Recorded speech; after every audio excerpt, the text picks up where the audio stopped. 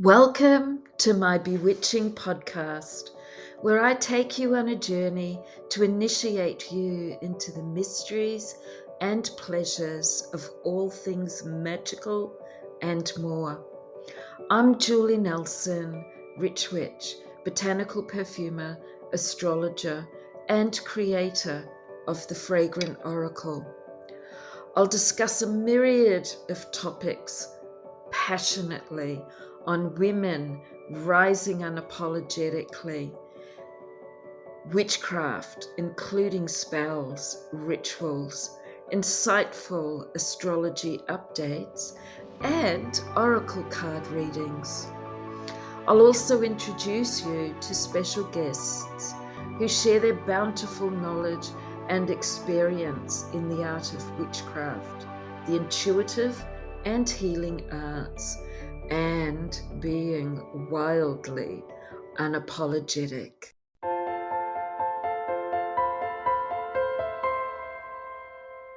Hello and welcome back. This is Rich Witch Julie Nelson, your host of the Rich Witch podcast.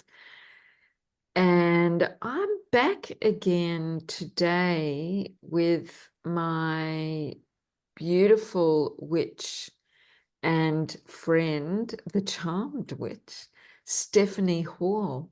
And today we're going to have a wee chat about magical or energetic hygiene. This is a really important topic that I feel is often bypassed in the craft.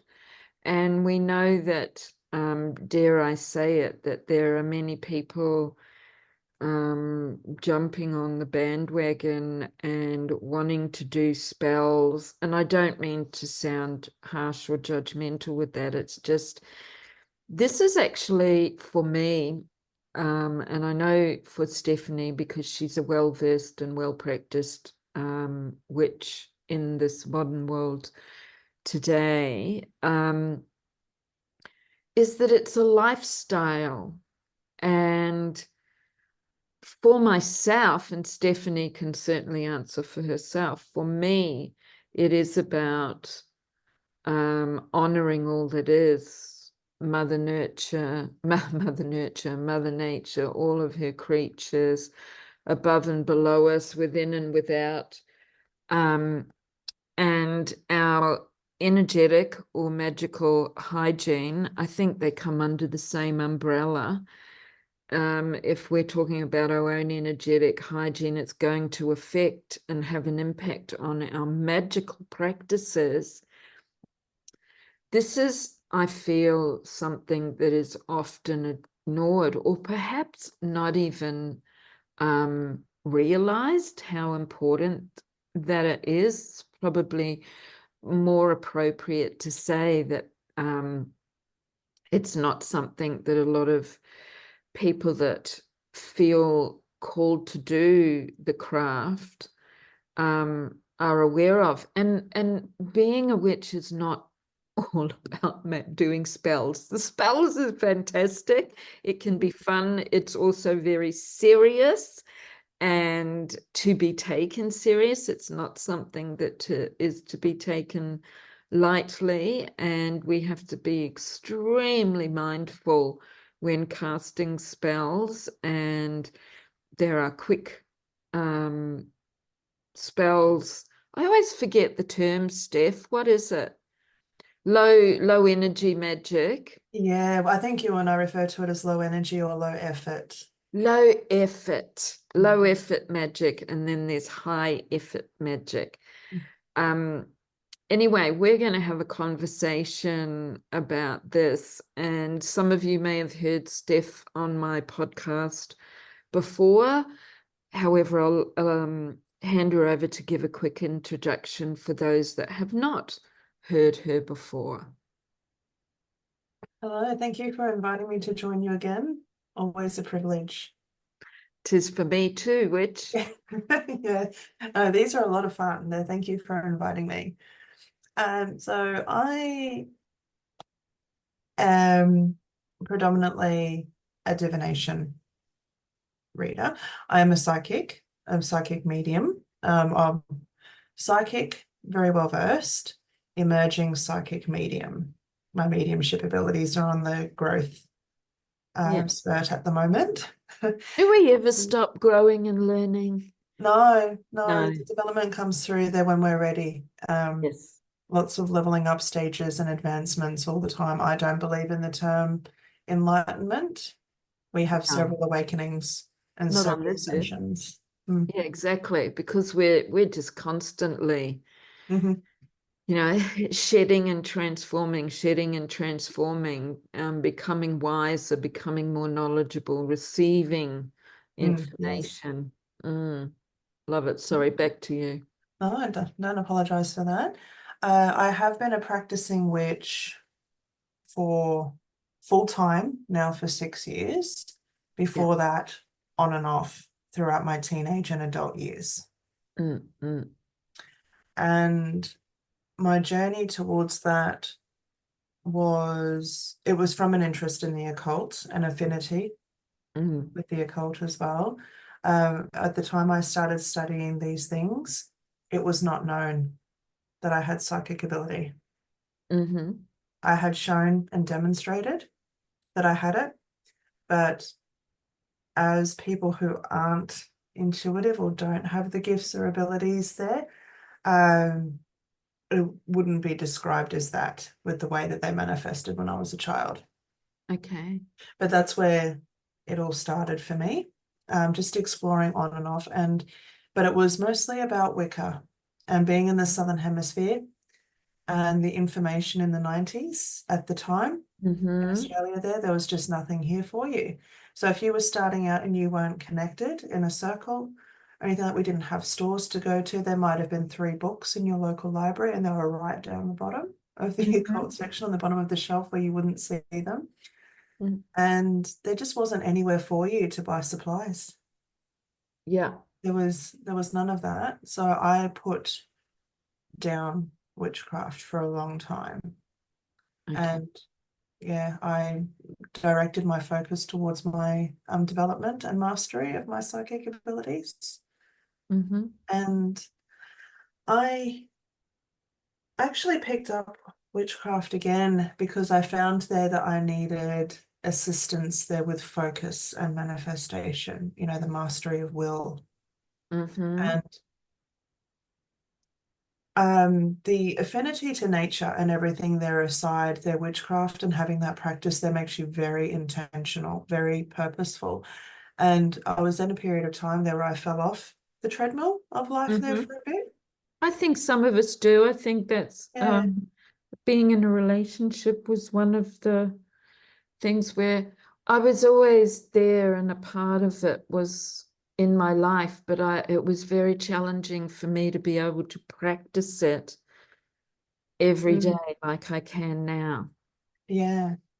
Mm, And see now, because it's made me more intentional, purposeful, and focused again, mm, also I have to give blessings to the internet because it has now given everyone the means there to form connections and circles. We don't have to have local mm. sisterhoods anymore. Julie and I are at quite a distance. We're more than a Yeah, dozen kilometers apart. different states. Yeah.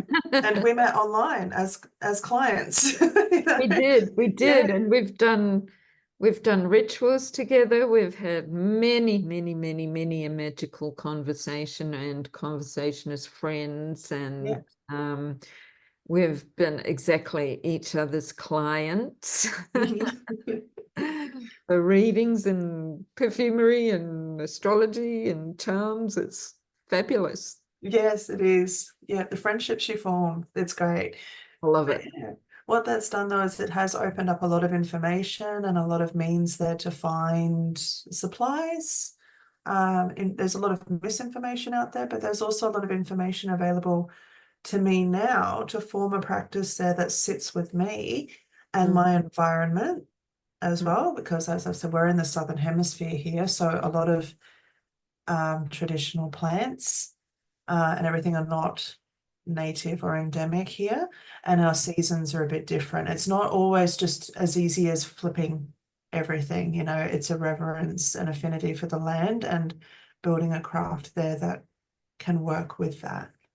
Yeah, I agree. I mean, I do follow the wheel of the year, and I always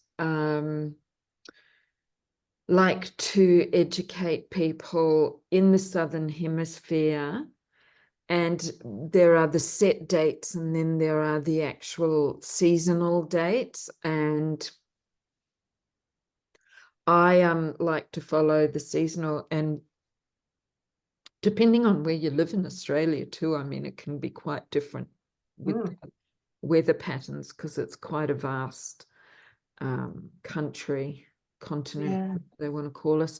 So that's something to think about as well. But I love the fact that people are becoming more open to taking note of the Southern Hemisphere and being in the flow with the seasons and the changes on the land that we're on, Mm, and using the plants that we grow here, etc., etc. I mean, we don't have to, but it's nice when we can.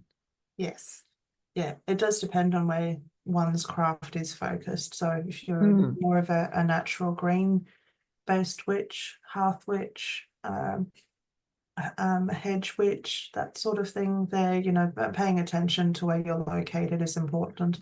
I'm in a region there where we don't have a distinctly defined autumn, winter, or spring. Yeah, It's cold for 2 weeks and then it's hot the rest of the we're year. on the opposite. Like, you really live the seasons here, Yeah. except it's fucking cold. Like, we have long, cool months here Mm, in the Blue Mountains, but I love the summers because they're not too hot. And I'm very much in the Blue Mountains. I'm a spring, summer, autumn girl. When I was living up north, I'm a spring, autumn girl, and winter's okay. So, yeah, it's being connected with the weather patterns and the changes in your own area, because they're all quite different, and different plants are available mm, as well. Because we have the tropical, the subtropical, and then the more type of European climate in some areas. mm, And I just thought, I suppose we should get back to the energetic hygiene. yeah. We were going off on a tangent there, which is something that I am very good at. I am a master at going off track. So I'm going to let you lead into more magical or energetic hygiene, Steph. Yeah, certainly. Um, Again, how this presents itself to you will depend on what your craft is centered on. Mm. I am someone there who does a lot of spirit work. That comes through with my psychic and mediumship abilities, and that presents some different challenges there as well. So a lot of my information sharing that I get might focus on the hygiene there for that, but I hope there that what I discuss there will inspire the listeners there to consider how they might apply some of these principles to their own craft. Yeah, Uh, absolutely. Go for it. yeah, but I might start with the very basics, and I think most people are across this, and that is making sure there that our energy and immediate environment is up to scratch before we start any sort of spell work. Mm-hmm. Um, and as we said there, living the craft isn't always about ritual and spells. That it is about walking your talk. But we become more mindful of these things there once we start getting into the space of ritual and spellcrafting. Mm-hmm. So one thing I've noticed there that's very important there for my own spiritual, magical, and energetic hygiene is that I need to be disciplined about my environment and keeping everything in order. You can't do a good job with your spells, whether it's for yourself or someone else, if your home is a mess and if your own personal emotional energy is a bit of a mess. When some people are first starting out in the craft, they think, well, I'm having trouble with something. Isn't that when I would want to do ritual? Yes and no. Yeah, I agree with that, because even with perfume making, sometimes I can take a long time to create a perfume, Mm. because this is just, I think this is a great example actually, because when anything that we're creating, we're infusing energy into it. And I know how much energy essential oils can take on from Mm. me or the environment, to the point where it can completely change the aroma Mm. of it. And, we've witnessed this when I've created perfumes for people, and I always say to them, it's going to change. Yeah. So when you first get it, smell it and allow it to be with you, to align with you, because it aligns to your energy. So energy becomes matter. And this is something that's very important to remember with our energetic or magical hygiene. Mm. Yeah. Yeah. I think I'm finding a system of management that works for you is very good as well. Um, I know a lot of people say that they need to do a space clearing. Mm. And sometimes the way that it's described on social media, and this isn't always a malicious thing, I think it's just for the sake of brevity. A lot of it there is smoke cleansing. I'm not going to use the term smudging because it's not from any culture that I am initiated in, but I'm going to say smoke cleansing. A lot of people just do that, and that's the extent of their energetic hygiene. They just Mm. think, oh, yeah, the energy in here is a bit stuffy at the moment. There, I might just light some herbs or something and wave the smoke around for a bit. Yeah, that's great. Let's just say you have a partner there who tends to come home in a bad mood all the time. You're going to be spending a lot of money on that. You're going to be doing a lot of smoke and cleansing there, baby. Yeah, right. And the thing with that too is when you do clearing there, it creates a void. So you have to fill it in with something Mm. else once you clear it out. Otherwise, the yucky stuff's going to come back in again soon enough. Absolutely. Where you might clear a space for something, then you leave it open for something else. So that is a really, really good point. Mm. So what I would suggest there is it's quite easy. It was much easier for people to do a space clearing when they clean their home. So when Mm-hmm. you're actually physically clearing your home, um, so you might craft a practice there that helps clean out energetically there while you're vacuuming the carpet. They say dusting is actually quite important. A lot of people don't talk about the importance of dusting, especially if you have an altar Mm-hmm. as well. Like the energy around your altar is going to be reduced, to put it politely, if you let things just overgrow a little Yep. bit. Putting a um, blanket over it, a blanket of dust. yes. And goodness knows what else with energy. Mm. Right, yeah. So it's important there to just regularly keep your space tidy, remove clutter, and just make sure there that it's clean first of all there, because your energetic space is an outward manifestation of how you feel on the inside. And when one of them, it doesn't have to be sequential. It can be there that if you're having a hard time emotionally, energetically, you will start to see that in your space. Other people will start to see it in your space and think something's not right. This place is in disarray. Absolutely. Yeah. Absolutely. Or if you're busy as well and you're finding it hard to stay on top of your domestic chores, that's going to start to manifest in your head. You're going to become cluttered and Mm-hmm. unfocused and very scattered in your energy as well. And both of those things make it very hard for you to reach and attain your goals with a result that you're happy with. It's no Yeah. different there for magic and It's ritual. it's sticky. The energy Yeah, is stuck. Yeah, absolutely. yeah. So I think that's a good place to start coming up there with a craft or practice there to maintain some sort of order in both your emotional space and your physical space. I like to do martial arts as a way to keep my head clear. I find that it aligns my body, mind, and spirit. Oh, yes, Yeah, whereas some absolutely. people benefit from meditation and gardening. Yeah, absolutely. I mean, I love going, I live in a area, as you know, Steph, but our listeners may not. There is, I'm up in the mountains and there's lots of bush, so there's beautiful bush walks. Although I tend not to do it when I'm in the winter weather because we had a lot of rain here, a lot of Mm. rain. Sigh. But there's so much beauty up here that it kind of like helps to deal with that. But I dance, I'm a dancer, and that is just, oh, that just raises my vibration so much. Mm. And it is like a cleansing. And I feel so good for days, so I dance every week.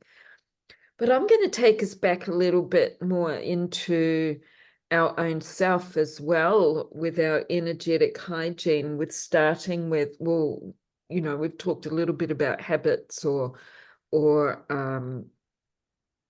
minding our environment. Like it is so important. Like, and we know, like when we do a clean or we declutter, it feels so good. Mm. Well, I know it does for me, in my mind.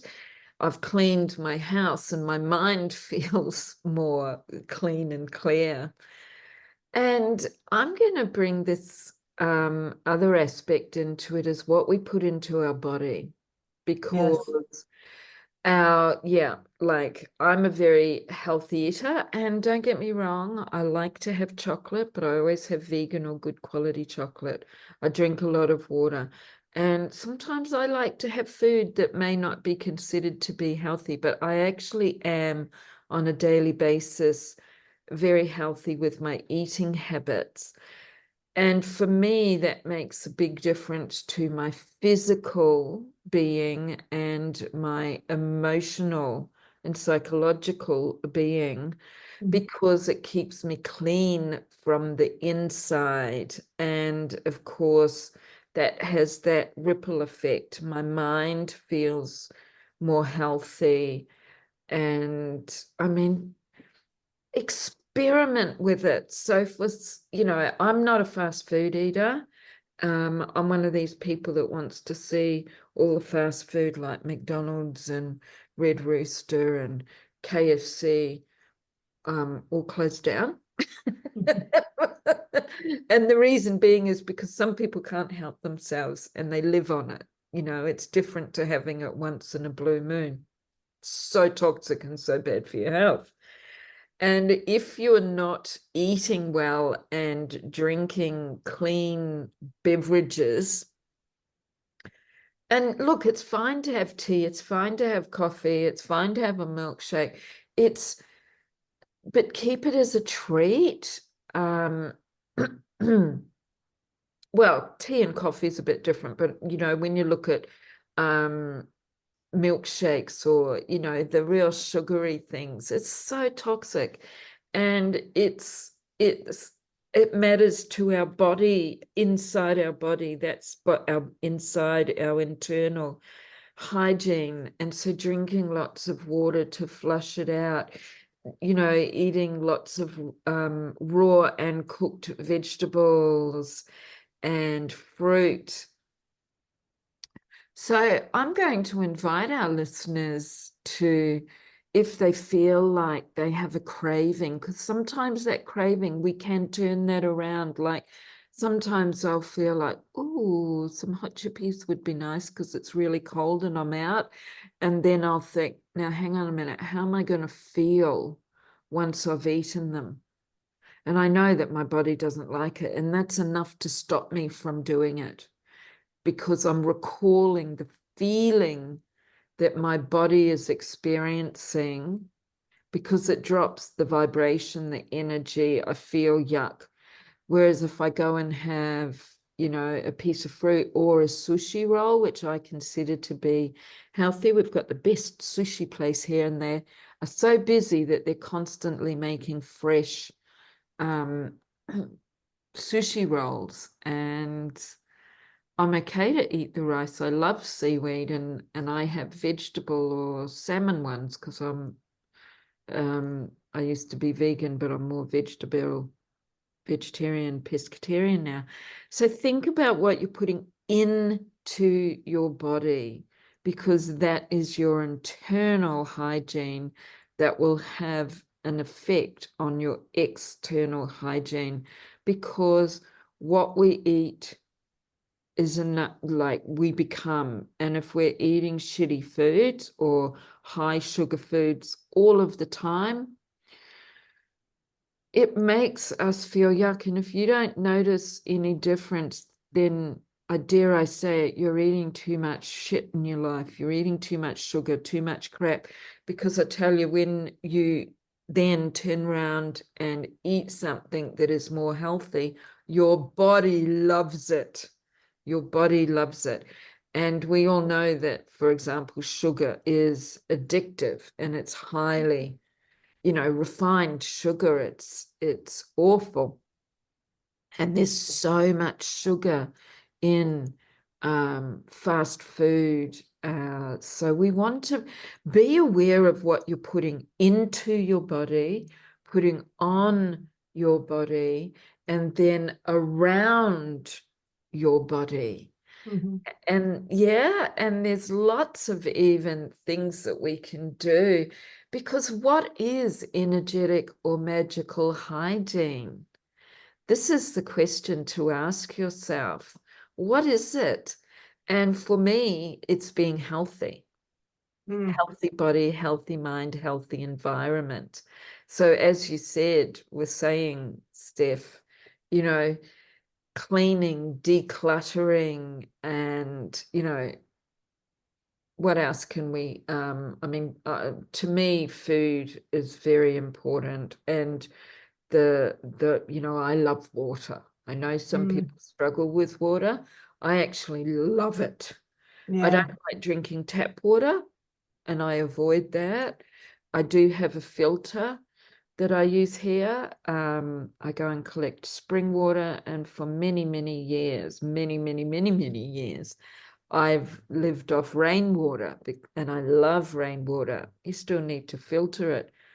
And that in itself, I'll be going to get some more mountain spring water soon.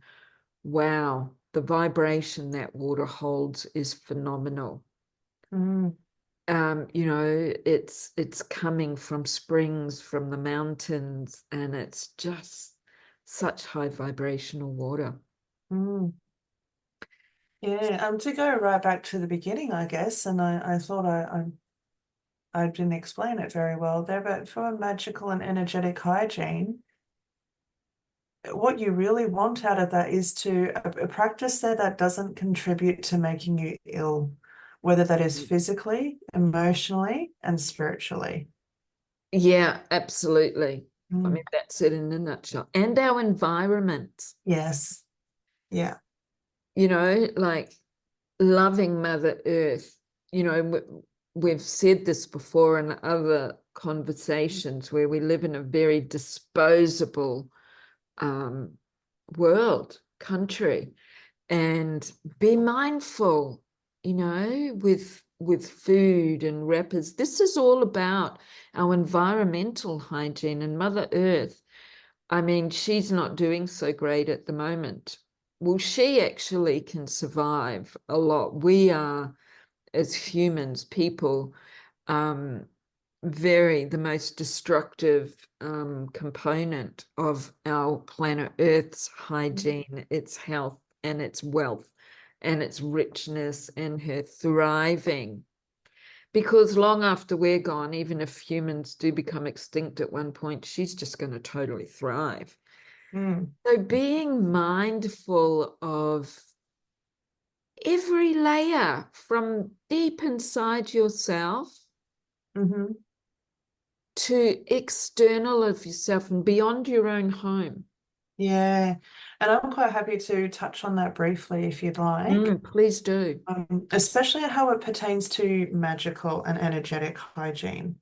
Mm, What I have noticed, particularly for myself in the last 6 months, I never used to have to worry about this too much, but at the moment there it is something that I've had to look into seriously, and that is the people that you are around. absolutely. Yeah, what you want there with your friendships there when they're in close quarters is you want to have people around you who have the same vibe for wanting to attain success. Now, success looks different for everyone. So Mhm. you don't have to measure your goals against your friends or your colleagues. But what you want to look at is your goal might be there to grow wealth.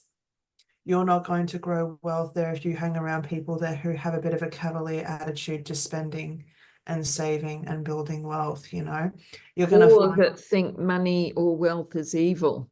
yes, because what that's going to do is that's going to put you in a space of lack or block when Yes. you are around those people. So that's something to be mindful of. You can love people, but if you don't have the same core value there of wanting to grow and be abundant and do well, you're not going to succeed when you hang around them, you know. I And absolutely agree. It's it been, doesn't matter what your ritual is, it doesn't matter what your manifestations and vision boards and everything are.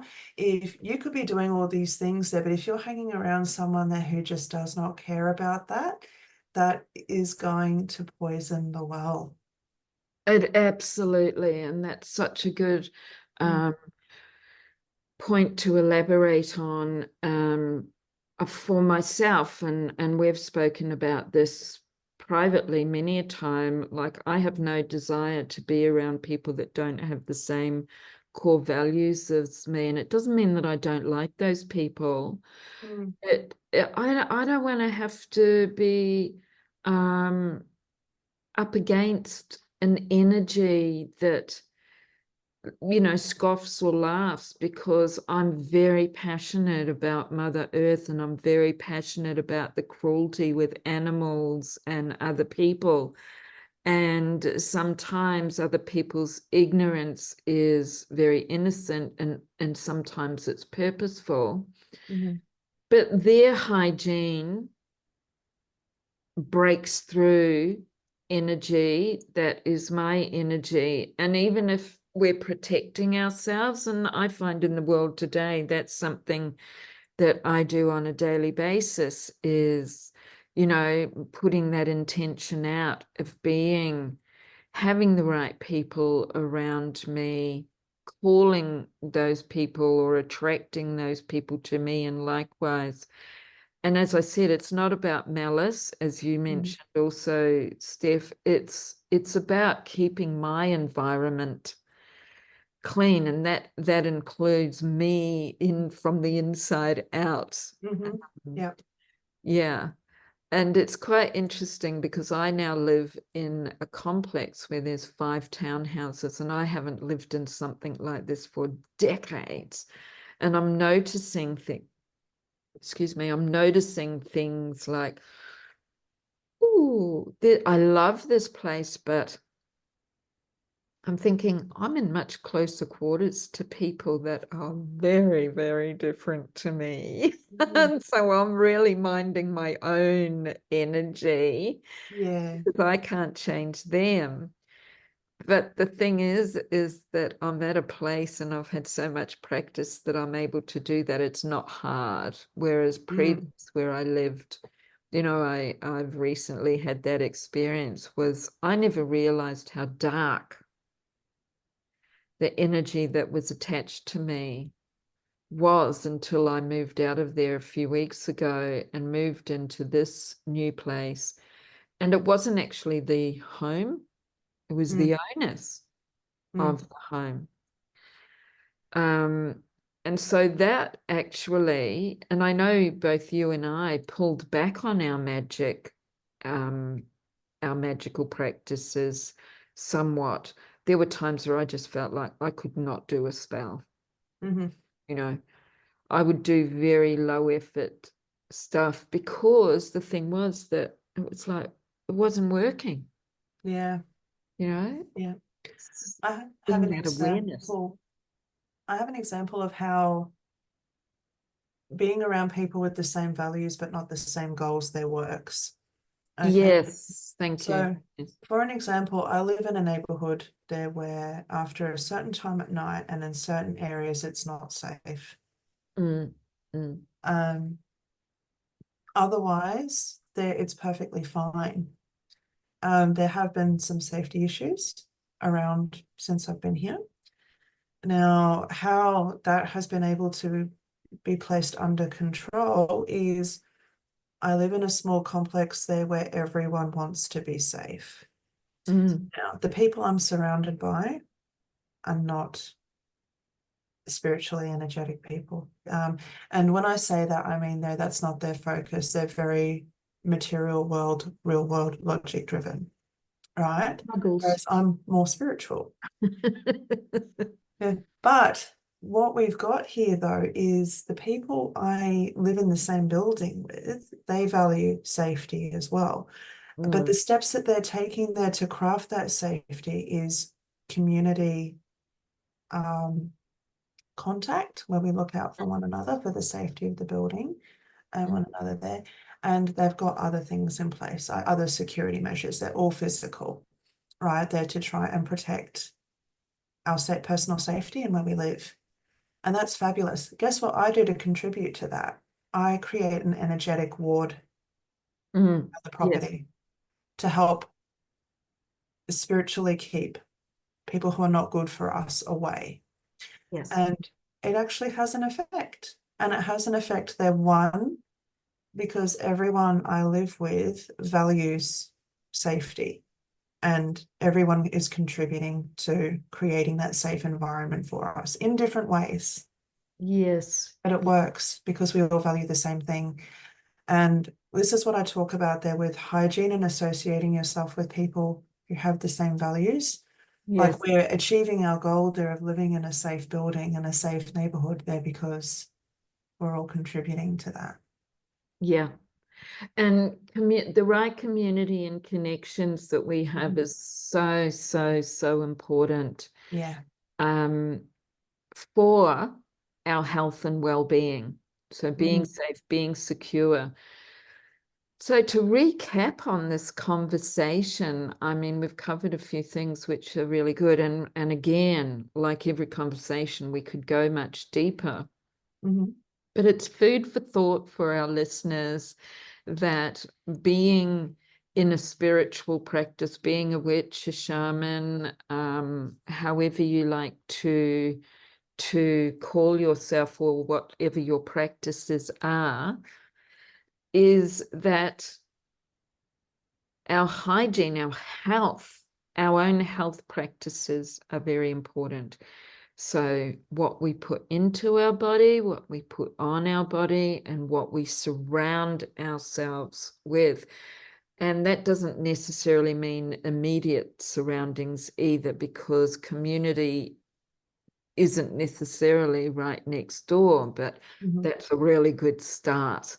Yeah. And I have to say that in the small block, we all moved in at the same time, brand new build, and everybody is quite good. There are things that I personally notice that I think, oh, that's a bit disrespectful for everybody else in the block. But that's because I've lived in rural, not been close to people, and I'm remembering what people are like. Mm. So I'm trying to be really conscious Yeah. of what I'm doing in here, and I'm noticing how unconscious some people are. However, 90% of them are actually really lovely people. They're not people I would go out with. They're not people I would hang out with. But it's important to keep a healthy relationship and healthy boundaries with them Mm.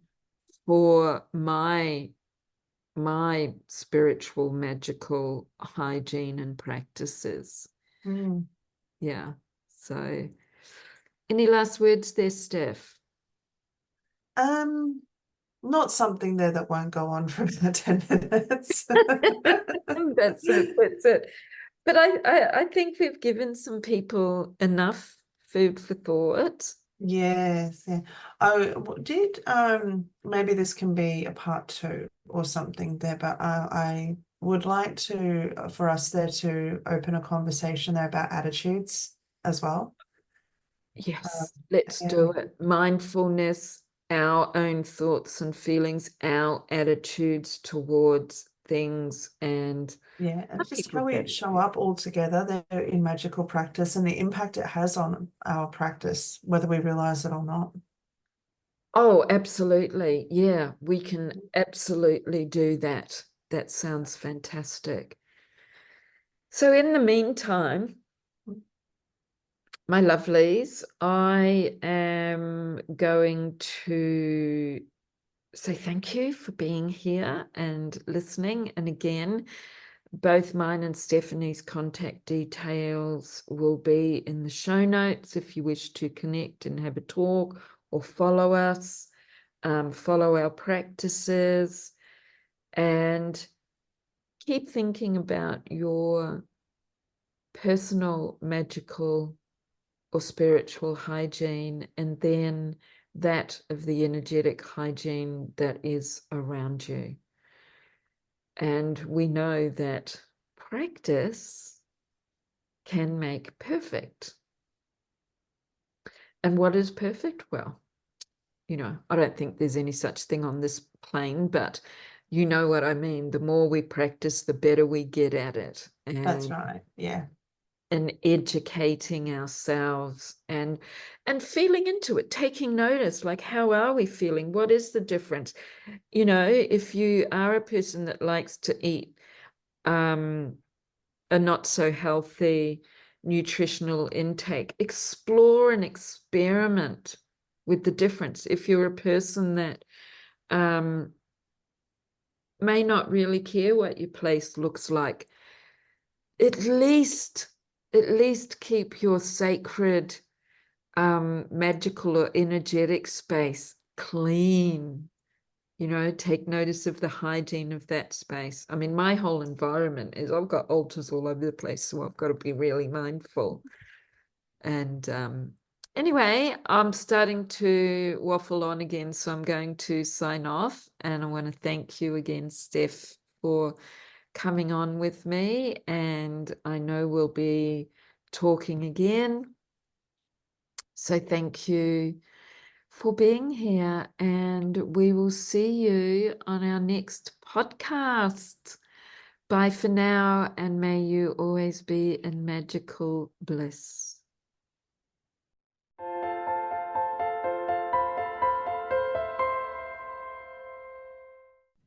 Thank you for joining us on the enchanting journey through the realms of magic, mystique, and self-discovery.